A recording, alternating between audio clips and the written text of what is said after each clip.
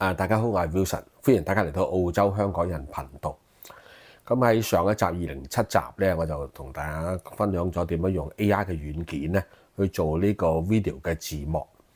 咁喺接下來幾集咧，我就會用 AI 咧分析咧過去幾年呢個 HSC 嘅試卷啊，睇下邊啲咧係考生成日會出錯嘅啊，同埋咧啲 marker 咧建議改進嘅地方。咁今日第一張試卷咧個焦點集中咧，就喺呢個英文試卷裏邊嘅 English Standard 啊。咁今日嘅內容會有咩嘢咧？就有以下10點嘅。咁我首先就同大家睇睇 exam paper 嘅 structure 啦。咁第二咧，考生嚟講咧，佢哋係要讀一啲 prescribed text 嘅嚇。咁呢個 Education Authority 咧所指定嗰個教科書係邊一啲咧咁樣。咁第三咧就係話個 marking scheme 咧其實就非常之着重咧嗰個 reasoning chain 嘅嚇，即係咧你嗰個公價係點樣答題目咧，就會同大家去分享。咁第四咧就係會同大家舉例啦嚇，咁 AI 咧就抽咗呢個2022年嘅 Common Module 一條題目咧去同大家分享嘅。咁第5咧就係 AI 就會俾出咧一個 Band 4同 Band 6嗰個答案係點樣嚇，咁俾大家去揣摩兩當中嘅分別啦。咁第6咧就係點樣將一個 Band 4嘅答案咧去 upgrade 成一個 Band 6嘅 score 啊，咁從中咧大家睇到嗰個巧妙啊。咁第7就係話重要啦，係常見嘅錯誤係啲咩啦？第8咧就係啲 marker 嘅 feedback。咁第9咧就係因為依家已經進入到 AI 時代啦嘛，咁我哋應該點樣去善用 AI 咧？第10咧就係我俾大家嘅一個 tips。好啦，咁長話短説咧，我哋就先嚟睇睇啦。呢張試卷咯啊，咁咧成個 English Standard 咧就分開2張卷嘅 ，Paper 1咧就個半鐘就佔40分 ，Paper 2咧就60分。Paper 1裏邊咧係有2個 session 嘅嚇。每個 session 咧就20分，咁其中呢個 session 2 common module 咧就係 AI 今日個示範嘅地方嚟嘅。咁咧英文卷其實主要集中咧就有4個 module， 一個就係 paper 1嘅 common module 啦，另外咧就係 paper 2嘅 module A、B 同埋 C。咁大家嘅重點咧都唔同嘅嚇，咁我就唔會多講啦啊，因為個個考生都非常之熟嘅人 list 咗落嚟啊。咁個比分嘅情況咧，亦係每一個 section 咧都係20分嘅。嗱，要留意咧，就係每一個 module 咧都有佢嘅指定嘅 so-called 教科書啦。咁呢度嗰個字眼咧就係 prescribed text。咁咧 prescribed text 咧，每間學校咧佢係點樣去揀嘅咧？咁就係咧呢個 Education Authority 啦，喺 New South Wales 嚟講咧就係 NESA。咁佢咧就為 common module 啊、module A 或者 module B 同 module C 咧都有一個 list 嘅書啊。咁咧就每間學校咧就按你自己嗰個嘅特色，佢嘅強項咧，就喺每一個 list 嗰度咧就揀一本咧去俾啲學生咧喺嗰年裏邊去讀啊。簡單嚟講咧，呢個English Standard 咧，啲學生咧就要喺 Common Module、Module A、Module B 呢3個 module 每度揀一本，即係3個 prescribed text 啦。咁同埋 Module C 咧，主要就係教你點樣寫嘢嘅嚇。咁咧就去老師就會揀幾個呢啲 prescribed text 嚇。好啦，咁呢啲咁嘅 prescribed text 咧就係我嚟 answer 呢個 Common Module、Module A、Module B、Module C 嗰啲咁樣嘅試題啦。好啦，咁有呢個試卷，有呢個 prescribed text， 到考試嘅時候嗰個 marking scheme 咧個精神咧係點樣去俾分嘅咧？咁就着重一個所謂個 reasoning chain 啊。咁呢一度嚟講咧，個 reasoning chain 咧就一個5部曲，就所謂咧係 claim、evidence、analysis、link 同埋呢個 conclusion。咩叫 claim 咧？就係話我哋所講嘅 problem statement 啦，啲學生去答題目嘅時候咧，你嘅 claim 係咩？你嘅 problem statement 係咩嘢？你 state 一樣嘢，好啦，咁跟住咧你就要論證咯喎，你就要喺你嗰個 prescribed text 嗰度咧攞啲 evidence 落嚟啊。咁攞落嚟之後咧，然後咧就要去分析啦，去做 analysis。咁分析完之後咧，最嬲尾你都要去答題目噶嘛嚇？點樣拎啱呢啲嘢去你嗰個題目嗰度咧？然之後咧就係一個 conclusion 啊。咁呢個起承轉合咧就係嗰啲 marker 要睇到嘅。咁要留意咧就係你打個題目咧就未必話每個 component 寫一樣嘢就得㗎，因為咧一本呢啲咁嘅 prescribed text 咧成幾百頁㗎。咁舉一個例啦，今次咧 AI 所揀嗰本書嘅嗰個 prescribed text 咧成288頁㗎，裏邊寫嘅係好大量啊！啲考生就係點樣喺唔同嘅部分裏邊咧揀所 related 嘅嘢出嚟咧，去分析，然後去支撐呢個題目去答啊，令到咧成個內容咧係豐富嚇。咁咧依家同大家睇咧嗰個例題咯嚇，呢個 sample question 啊。咁咧呢條問題咧就係佔20分嘅，咁佢嗰個 marking scheme 咧喺呢個藍色框框都已經講咗噶啦啊，就基本上咧你有 reasoning 啦。嗱個題目本身咧要留意啊，好簡單，我哋睇呢個 question 2啊，佢個題目咧就係 storytelling is at the heart of human experience， 一句嘅咋，咁跟住咧仲有一個注腳就係 to what extent does this statement reflect the representation of human experience in your prescribed text？ 佢個意思就係話呢個 storytelling is at the heart of human experience 啊，係點樣反映咗你所讀嗰個 prescribed text 裏邊對人類經驗嘅體驗啊？咁個題目好 generic 喎。咁點解咁 generic 咧？就係因為咧每一間學校咧佢所睇嘅 prescribed text 都唔同嘅啊，所以咧條題目一定係一條 open question 啊。咁任啲考生點樣 apply 啊自己所有嘅知識落去答啦。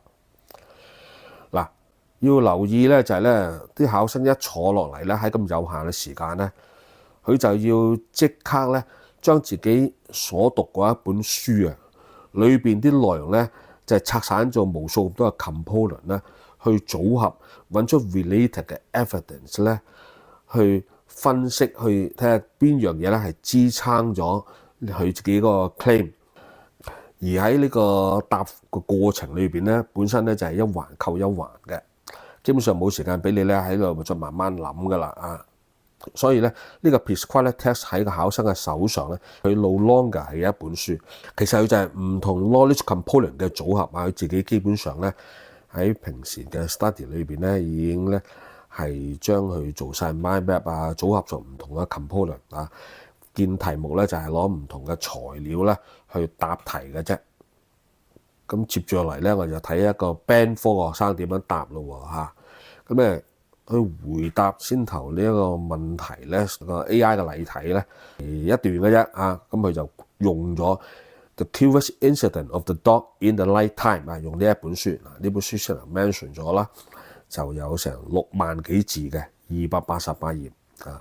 為咗大家更加明白呢個考生啊，佢點樣寫咧？咁我先同大家簡單嘅 debriefing 呢一本書嘅內容。呢本書咧就係其實講一個15歲患有自閉症嘅細路仔，就叫做 Christopher。佢咧就有一日咧就發現咧佢鄰居嗰隻狗啊，阿 Wellington 咧就死咗啊。咁佢咧就決定咧去做一個偵探咧，揾出咧誰是兇手啊。咁喺佢嗰個偵查嘅過程裏邊咧，佢又發覺咧，哎呀，原來咧佢一路以為咧佢嗰個已經逝世嘅媽咪咧，原來仲在生嘅。原來咧佢個爸爸一路咧同佢講緊大話啊！咁大家要留意喎，阿 Christopher 係一個自閉症嘅細路仔，佢個思維咧係同我哋唔同嘅啊！佢啲諗啲嘢係好 linear 嘅。呢一本書咧，《The Curious Incident of the Dog in the Night Time》咧，就係作者用阿 Christopher 嘅第一身個視野嚟到寫嘅，係講阿 Christopher 所遇到嘅嘢啊。咁Christopher 知道媽咪仲在生咧，佢就決定咧去揾阿媽咪啦啊！佢自己咧就獨自上路啊。咁當然喺個路途裏邊，佢會遇到好多嘅衝突啦、挫折啦啊。嗱，成本書咧對阿 Christopher 嚟講咧就充滿咗咧啲 truth 啦、啲 lies 啦嚇、啲忠誠啦，連爸爸都講大話啦。佢個世界係好 linear 嘅，呢個而現實社會咧係好複雜嘅啊。咁仲有咧就係呢本書嘅特色咧就係咧個作者 Haddon 咧，佢就用阿 Christopher 嘅第一視野咧，用佢個敘述咧嚟到寫呢一本書嘅啊。咁呢一個咧就係本書嘅背景啦。好啦，咁我哋睇下一個 Band 4學生點樣答喎啊。一開始佢又點出啦，然後咧阿 Mark Haddon 咧係有用到個 first person narration 嘅方式去寫啦。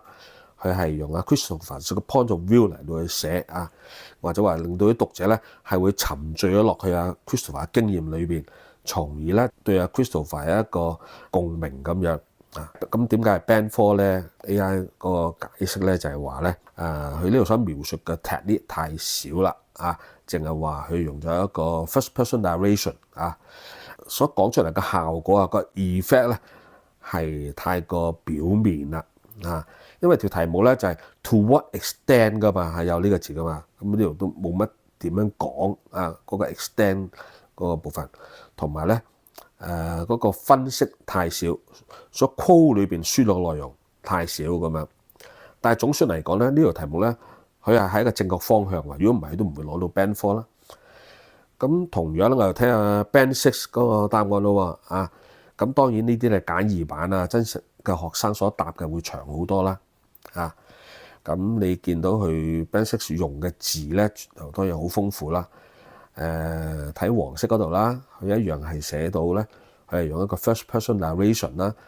另外咧就話呢個 technique 咧就 not only conveys its uniqueness but also in its empathy and introspection from the audience 啊，即係同啲觀眾咧係拉上咗關係。咁詳細嗰啲字嘅用法咧，我俾大家慢慢去論啦。咁點解係 Band 6咧？就係去講呢個 technique 啊，嗰個 explanation 夠詳細咯。佢能夠將唔同嘅 component 啊嘅 technique 係拎埋一齊咯。咁仲有咧就係話佢唔單止咧就係去攞到啲 evidence 出嚟，佢仲有分析啊。好啦，接落嚟咧就係話先頭嗰個 Band 4啊嗰一句嘢咧點樣咧？去 improve 令到咧佢係可以攞到個 Band 6嘅 score 啦啊！咁 AI 嘅建議咧就係第一步咧就將啲好 generic 嘅字眼咧就係改啦啊！由左邊呢個紅色呢個框框咧就轉咗去藍色呢一部分啦啊！細節我俾大家自己睇啦。咁改完之後咧仲未足以咧讓呢一條題目咧係達到一個 Band 6嘅標準喎嚇？點解啊？因為咧呢個只係話喺嗰個潤色嗰度咧，喺嗰個 descriptive 嗰部分啊係 strengthen 咗，但係咧喺個深度嗰度啊，喺個概念嗰度咧係未夠啊，因為咧佢冇答到啊 as heart of human experience 呢一部分，咁所以 AI 咧就見咗起碼要加兩句，其中是但一句啊。咁我睇第二句啦，就係 storytelling is the mechanism through which private experience becomes comprehensible。啊，咁令到咧成個 Band 4嘅句子咧就喺呢度咧係重新表現咗出嚟。嗱，當然咧就咁簡單嘅演說咧，大家係需要將佢印咗出嚟，擺啲心機落去睇下究竟兩者嘅分別係點樣。好啦，咁常見嘅錯誤係啲咩嘢咧？咁第一點咧就係咧啲考生咧好多時候咧即係成劈嘅文字咧就 copy and paste 咗落嚟個答案嗰度啊，就缺乏咗咧嗰個論據嗰部分啦啊。第二咧就係話太多講嗰個故仔啊，其實咧講啲 marker 咧唔係太有興趣咧，去重新去再知道咧呢個 Incident of the Dog 呢本書講咩嘢，佢哋識嘅，佢哋只係想知道咧當中啊喺呢個 experience 嗰部分啊點樣咧係 related to 嗰條題目。咁第三點咧就係講到嗰個 causal effect 啊，啲嘢啊唔同嘅 technique 啦、唔同嘅效果啊、意思啊之間點樣 connect 埋一齊咧？啊，第四咧就係咧好多學生咧去寫嘅嘢咧太過 generic，唔夠 specific 啊。另外咧就係話有啲人咧就係講到個 technique 啦，但係咧冇講到啊呢個 technique 係 to what extent 嗰個 effect 係點樣。咁第六咧就係有內容，但係冇去答題目自己寫好多嘢題目問啲嘢咧，你冇逐點去 address。好啦，啲 marker 嘅 feedback 又點咧？咁第一點就係你見到好多學生咧，就將嗰本書裏邊嘅內容咧，就係一大段咁抄落嚟咧，加長補短咁答題目就算數。佢哋想見到咧就係一啲 step by step 嘅 reasoning chain 咁第三就係有啲時候 even 個 evidence 係 call 得好正確，但係佢哋就冇 properly link up 去佢哋所寫嘅其他 component， 或者話 link up 翻去嗰個題目本身即係變咗一個 discrete 嘅 component 啦。咁第四咧就係冇講到啲讀者點樣去受嗰個 writing technique 去影響。好啦，咁咧由於係 AI 時代啦，咁究竟 AI 點樣幫到呢一代嘅學生咧？第一咧就係大家根據啲 past paper 咧，就叫 AI generate 啲 similar 嘅問題咧，等你自己去習慣去答佢，熟習個 pattern。咁第二咧就係先頭講到本書成280幾頁㗎嘛，裏邊咁多嘢你要將佢拆解咗唔同嘅 component 之間嗰啲起承轉合嗰啲 reasoning chain 邊個 component 同邊個 component 有關咧？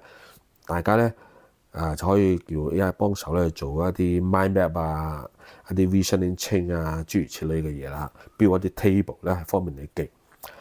咁第三咧就係話先頭 AI generate 啲問題啦嘛，咁你咧就自己去試答，答完之後咧就叫 AI generate 翻嗰個答案。咁你兩者係比較究竟自己爭嗰啲咩嘢，或者話叫佢問佢咧點樣去改進enhance 你嗰個答案。好啦，咁最後咧就係俾大家嘅建議係咩嘢咧？就係咧大家一定要熟習呢啲問題嗰個形式即係令到咧你喺考試嘅時候咧唔會太過突然咁呢個咧一定係工多藝熟，你一定要操得多咧，你先能夠習慣嗰個問嘅方式同埋答嘅方式。第二咧就喺你準備你平時去答題嘅時候咧，你要習慣受嗰個時間上嘅壓力例如話個時間通常20分鐘或者40分鐘，你就要喺個時間裏邊完成因為你平時唔係咁樣練咧，你考試好難做得到。咁第三咧就話喺你真係去答嗰啲大題目嘅時候咧，你自己咧就簡單咧啲 topical 寫低你個 reasoning chain 咧，每一部分你諗住講啲咩嘢唔好一開筆就係咁樣盲寫。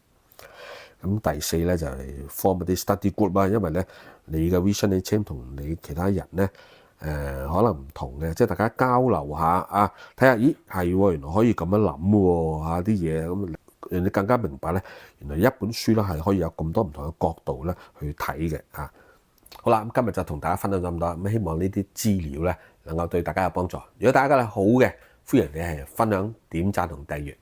咁跟住有幾集咧就會睇其他嘅題目啦。好多謝大家收睇，拜拜。